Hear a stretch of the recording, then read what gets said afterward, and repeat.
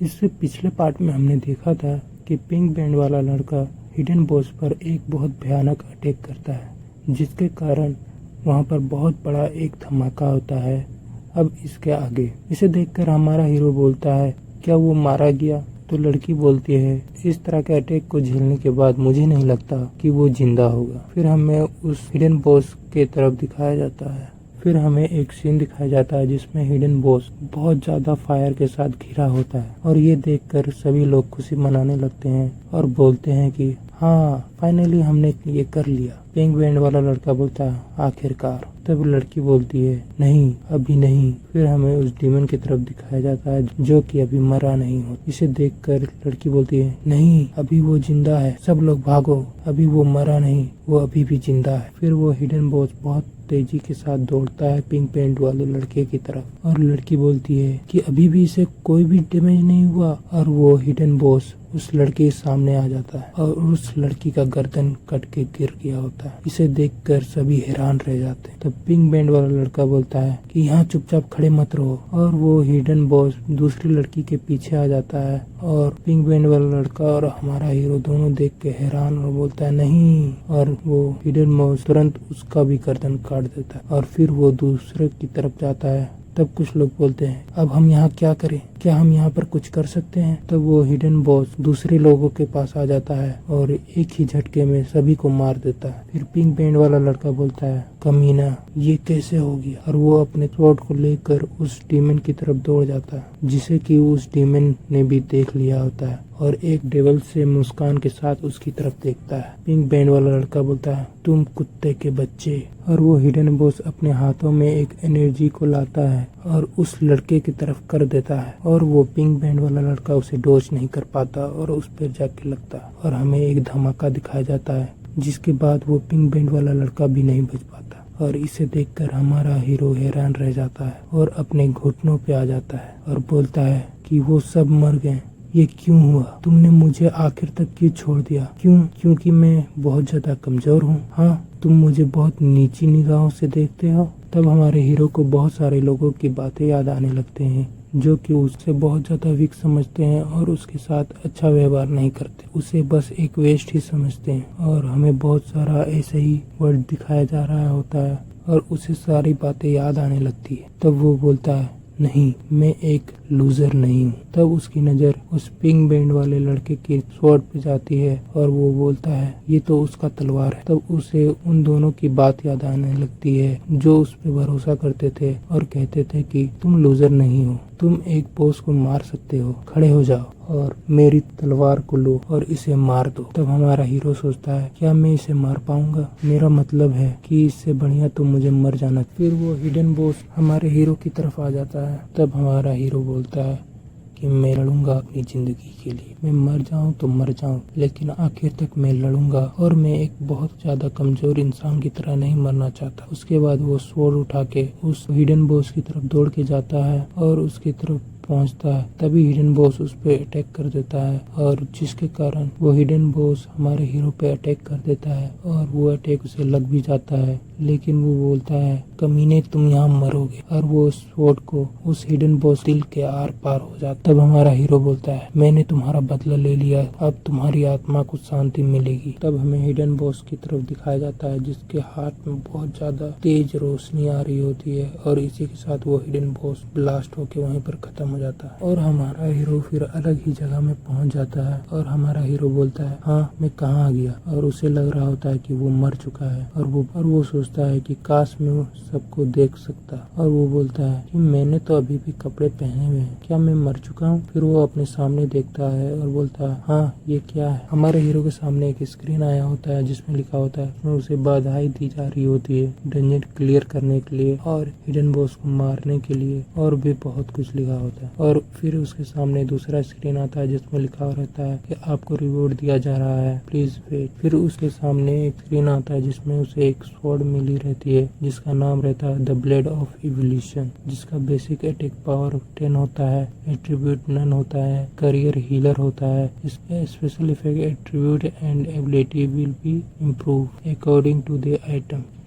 तो scene shift होता है और हमें दिखाया जा रहा होता है हिडन बॉस को जो कि एक हार्ट को अपने हाथ में लिए हुए बैठा होता है और उसे खाने जा रहा होता है। ये हार्ट किसी और का नहीं, हमारे पिंक बैंड वाले लड़के का होता है और इसे हमारा हीरो दूर से खड़ा हुआ देख रहा होता है और वो बहुत ज्यादा हैरान रहता है। और फिर हिडन बॉस उस दिल को खाने के बाद धीरे धीरे चलकर हमारे हीरो की तरफ आ रहा होता है और हमारा हीरो ये देख के बहुत ज्यादा ही डर जाता है और अब वो हिडन बॉस अपना हाथ हमारे हीरो की तरफ बढ़ाता है। वैसे हमारा हीरो और भी ज्यादा घबराने लगता है और जैसे ही उस हिडन बॉस का हाथ हमारे हीरो के पास पहुंचता है, हमारे हीरो का नींद टूट जाता है और वो उठ के बोलता है, हाँ ये सपना फिर से।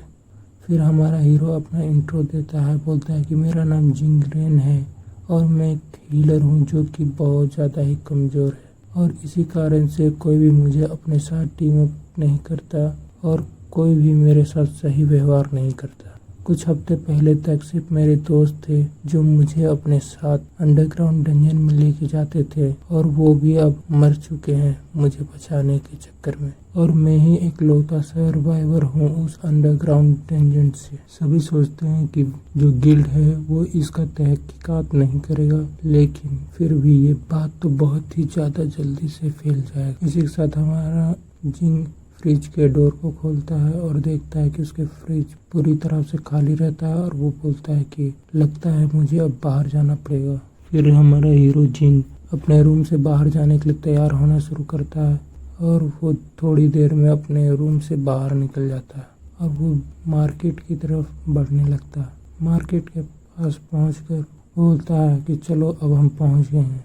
फिर वो एक शॉप के अंदर घुस जाता है और वहाँ पर कुछ आदमी खड़े होते हैं। वो कुछ बातें कर रहे होते हैं एक दूसरे से और कह रहे होते हैं, क्या तुमने सुना है वो खबर? और हमारा हीरो जिन उन्हीं के सामने खड़ा होता है और वो भी उनकी बातें सुन रहा होता है। तो उसके सामने वाला लड़का बोलता है, कौन सी बात? तो येलो हेयर वाला लड़का बोलता है, अरे वही अंडरग्राउंड डंजन वाली बात जो कुछ हफ्ते पहले ही हुई थी। और वो कहता है कि उसमें से बस एक हीलर ही बच के आ पाया था और हमारा हीरो उसी के सामने खड़ा होता है और अपना सामान ले रहा होता है। मैंने भी सुना है कि वो हीलर था जिसने सबको मार दिया सिर्फ उस डंजन के मोनोपोली के लिए। तो येलो हेयर वाला लड़का बोलता है, सच में? क्या ये बात सच है? ब्लैक हेयर वाला लड़का बोलता है, हाँ हाँ सच है, मेरा बड़ा भाई जो कि गिल्ड में है वो उसने मुझे बताया। ये बातें हमारा हीरो भी सुन रहा होता है। तो ब्लैक हेयर वाला लड़का बोलता है कि तब तो ये लड़का बहुत ज्यादा कमजोर होगा,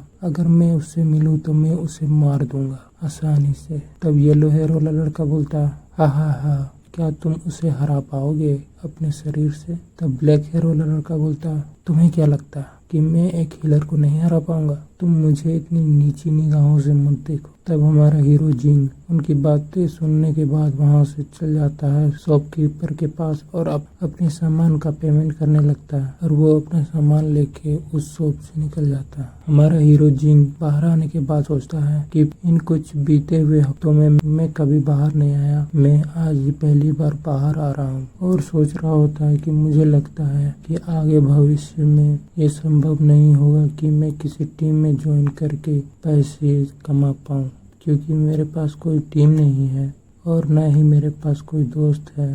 तो अब मैं क्या करूं? लगता है मुझे अब डंजन्स में अकेले ही जाना होगा, यही एक रास्ता है। ओह, फिर उसे एक डंजन का नाम याद आता है जिसका नाम होता है नॉन वाइज डंजन और फिर हमें बताया जा रहा होता है नॉन वाइज डंजन के बारे में। नॉन वाइज डंजन एक ह्यूमन मेड डंजन होता है जो सिटी के सेंटर में लोकेटेड होता है, जिसे स्पेशली डिजाइन किया गया है न्यू हंटर्स के लिए कि वो इसे यूज करके डंजन से फैमिलियर हो सके और अपनी प्रैक्टिस कर सके। और हमारा हीरो जिन सोच रहा होता है कि क्योंकि नॉन वाइज डंजन का डिफिकल्टी लेवल बहुत कम होता है, इसी कारण से उससे मिलने वाला पैसा भी बहुत ज्यादा कम होता है। लेकिन कुछ भी हो जाए, अब मैं किसी चीज को चॉइस करने के नौबत में नहीं हूँ। अब तक ये डंजन मुझे खतरों से बचाएगा। और धीरे धीरे हमारा हीरो उस नॉन वाइज डंजन के पास पहुंच जाता है, जिसे कि कुछ लोग खड़े होकर देख रहे होते हैं और बोलते हैं कि मिंग, ये जिंग रेन है ना, वही ट्रेस हीलर,